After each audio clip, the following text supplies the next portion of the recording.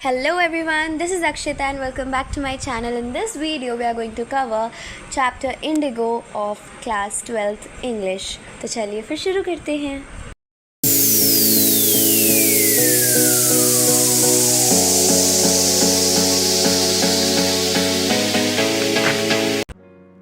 तो ये जो पूरा लेसन है इस पे हम देखने वाले हैं कि कैसे महात्मा गांधी जी ने स्ट्रगल किया था ताकि जो अंडर प्रिविलेज पीजेंट्स थे चंपारण के उनको उनके प्रिविलेज और उनके जो अधिकार हैं वो वापस मिल पाएँ. यहाँ पर हमें देखने को मिलेगा कि कैसे जो पीजेंट्स हैं उनको बहुत ही बुरी लाइफस्टाइल जीनी पड़ती थी और कैसे वो एक एग्रीमेंट के अंदर फंसे हुए थे जिसमें उन्हें इंडिगो ग्रो करना पड़ता था. उस टाइम बिहार में लैंडलॉर्ड सिस्टम हुआ करता था, यानी कि सारे पीजेंट्स को एक पर्टिकुलर लैंडलॉर्ड के अंडर में काम करना होता था, जिसकी वजह से उनकी कंडीशन और ज़्यादा ख़राब हो गई थी. जो वो पीजेंट्स थे उन्हें ज़बरदस्ती इंडिगो ग्रो करना पड़ता था. इसीलिए उस टाइम पर गांधी जी ने ये डिसाइड किया कि इस इनजस्टिस के ख़िलाफ़ वो लड़ेंगे. इसी इनजस्टिस को ख़त्म करने के लिए महात्मा गांधी ने पूरे 1 साल तक एक वॉर वहाँ पर चलाई थी ताकि ये जितनी भी डिस्क्रिमिनेशन है वो टैकल की जा सके और जो पीजेंट्स हैं उनको जस्टिस मिल सके.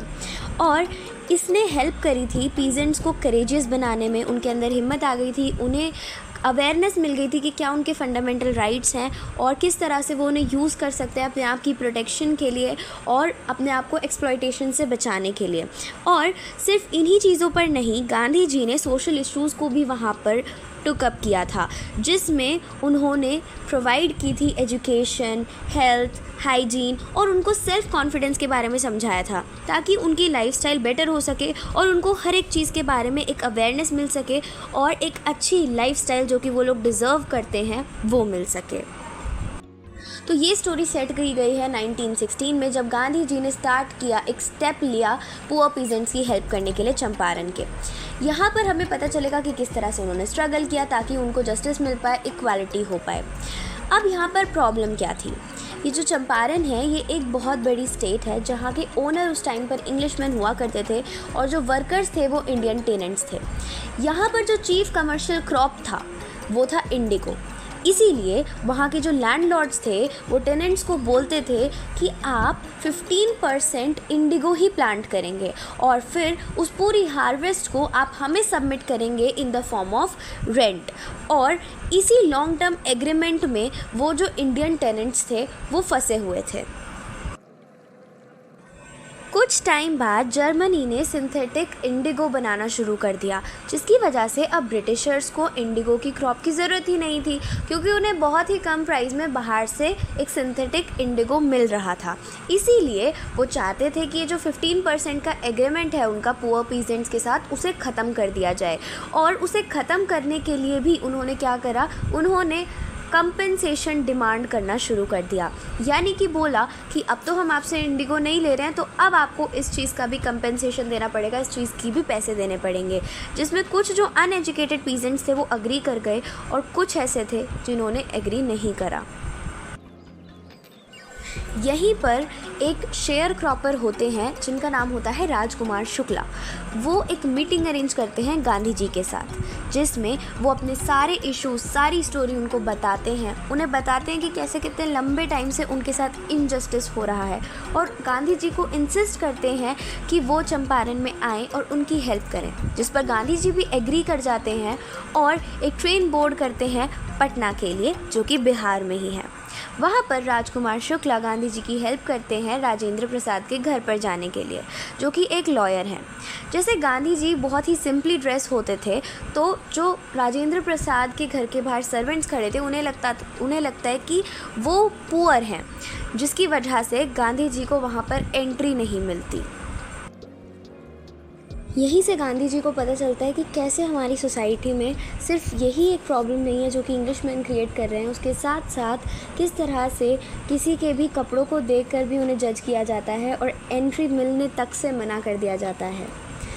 तो यहाँ पर गांधी जी ने एक पूरा प्लान बनाया जिसमें उन्हें बहुत सोच समझ के सब कुछ करना था, अपने आप को बिना एक्सपोज किए कि वो उनकी हेल्प करने वाले हैं, क्योंकि ब्रिटिश गवर्नमेंट फटाफट से उन लोगों को पनिश कर देती थी। जैसे ही उन्हें पता चलता था कि कोई भी एक नेशनल लीडर या फिर कोई प्रोटेस्टर है जो कि इन लोगों की हेल्प करने वाला है, उनको फटाफट से एक पनिशमेंट दे देती थी। इसीलिए गांधी जी को एक ऐसा प्लान बनाना था जिसमें वो सब कुछ शांति से और इंटेलिजेंटली सॉल्व कर पाएँ। उसके बाद गांधी जी मुजफ्फरपुर गए 15 अप्रैल 1917 को। वहाँ पर प्रोफेसर JB कृपलानी ने उनको बहुत अच्छे से वेलकम किया और अपने स्टूडेंट्स को भी। गांधी जी सरप्राइज थे देखकर कि उन्हें कितना इमेंस सपोर्ट मिल रहा है सिर्फ एक एडवोकेट होने के बाद भी। और वहाँ पर वो कुछ लॉयर्स के साथ भी मिले जो कि ऑलरेडी इन शेयर क्रॉपर्स के केसेस को हैंडल कर रहे थे। उस कॉन्ट्रैक्ट के अनुसार जो 15% लैंड होल्डिंग थी पीजेंट्स की, वो रिजर्व्ड रहनी चाहिए थी इंडिगो की कल्टीवेशन के लिए, और वो पूरा इंडिगो सबमिट करना था लैंडलॉर्ड को, जो कि एक रेंट की तरह उन्हें दिया जा रहा था। ये सिस्टम बहुत ज़्यादा ऑप्रेसिव था, जिसमें बहुत ज़्यादा पीजेंट्स को परेशानी भी हो रही थी। ये सब जानने के बाद गांधी जी ने डिसाइड कर लिया कि उन्हें इन शेयर क्रॉपर्स की हेल्प करनी है और उन्हें इस इनजस्टिस से बाहर निकालना है, जिसके लिए वो ब्रिटिश लैंडलॉर्ड एसोसिएशन के पास गए। लेकिन वहाँ से उन्हें कोई भी इन्फॉर्मेशन नहीं मिली क्योंकि वो एक आउटसाइडर थे। उसके बाद वो तिरहुत डिवीज़न के कमिश्नर के पास गए और उस कमिश्नर ने गांधी जी को थ्रेटन किया और बोला कि आप यहाँ से चले जाइए। लेकिन वहाँ से जाने की बजाय गांधी जी मोतीहारी पहुँच गए, जहाँ पर उन्होंने एक कंप्लीट इन्फॉर्मेशन को गैदर करना शुरू कर दिया ताकि उन्हें इंडिगो कॉन्ट्रैक्ट के बारे में एक एक चीज़ पता चल जाए, जिसमें बहुत सारे लॉयर्स ने उनकी हेल्प करी। एक दिन जब गांधी जी एक पीजेंट से मिलने जा रहे थे जिसको इंडिगो प्लांटर्स बहुत बुरी तरह से ट्रीट कर रहे थे, तब एक पुलिस सुपरिटेंडेंट के मैसेंजर ने उन्हें रोक दिया और एक नोटिस पढ़ के सुनाया जिसमें लिखा हुआ था कि गांधी जी आप यहाँ से चले जाइए। गांधी जी ने उस नोटिस को रिसीव किया, लेकिन उस ऑर्डर को डिसओबे कर दिया, मना कर दिया कि मैं यहाँ से नहीं जाऊँगा, जिसकी वजह से उनके खिलाफ़ एक केस फाइल हो गया। बहुत सारे लॉयर्स ने आकर गांधी जी को समझाया कि वो वहाँ से चले जाएं, लेकिन जब गांधी जी ने उन्हें अच्छे से समझाया तब उस टाइम पर सारे लॉयर्स ने ये फ़ैसला किया कि वो इस स्ट्रगल को ज्वाइन करेंगे और अगर उन्हें इसकी वजह से जेल भी जाना पड़े तो वो जेल जाने के लिए भी तैयार रहेंगे। जिस दिन ट्रायल था उस दिन कोर्ट के बाहर एक बहुत ही बड़ा क्राउड, बहुत ज़्यादा भीड़ इकट्ठी हो गई और इम्पॉसिबल हो गया उनको हैंडल करना। तब गांधी जी ने उन ऑफिसर्स की हेल्प करी उस भीड़ को कंट्रोल करने के लिए। गांधी जी ने अपना स्टेटमेंट दिया और बोला कि वो कोई लॉ ब्रेकर नहीं, उन्होंने कोई कानून नहीं तोड़ा है, बस उनका एक ऑर्डर डिसओबे किया है ताकि वो उन पीजेंट्स को हेल्प कर पाएँ। क्योंकि ऑलरेडी बाहर बहुत ज़्यादा भीड़ गांधी जी के सपोर्ट में इकट्ठी हुई थी, तो उस कोर्ट के ऊपर बहुत ज़्यादा प्रेशर आ गया, जिसकी वजह से गांधी जी को बेल ग्रांट कर दी गई और कुछ टाइम बाद ये जो केस उनके खिलाफ़ लिखा गया था उसे भी ख़त्म कर दिया गया।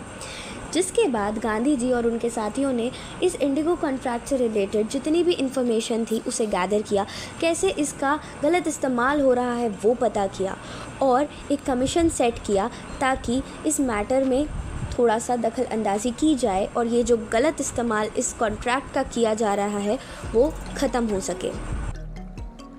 जब इसके खिलाफ़ इंक्वायरी रखी गई तब जो प्लांटर्स हैं वही गिल्टी फाउंड करे गए और फिर उन्हें बोला गया कि ये जो अमाउंट उन्होंने पीजेंट से लिया है उन्हें वो वापस दिया जाए। सबको लग रहा था कि वो रिफ्यूज़ कर जाएंगे, वो मना कर देंगे अमाउंट पे करने से, लेकिन उन्होंने बोला कि ठीक है हम 25% अमाउंट वापस दे देंगे। और गांधी जी ने इतने कम अमाउंट को भी एक्सेप्ट करा क्योंकि उनका मोटिव ये नहीं था कि वो सारे पैसे उन्हें वापस दिलवाएं, बट उनका मोटिव था कि वो इन पीजेंट्स को इस कॉन्ट्रैक्ट से बचा सकें और जो उनके ऊपर ये इनजस्टिस और उनको इतना ज़्यादा परेशान किया जा रहा है वो उससे उन्हें बचा सके। इसके बाद गांधी जी ने चंपारण के विलेजेस में 6 स्कूल खोले और वहाँ पर कुछ वॉलंटियर्स भी रखे, जैसे महादेव देसाई, नरहरि पारेख, और अपने बेटे देवदास को बोला कि वहाँ पर वो पढ़ाए।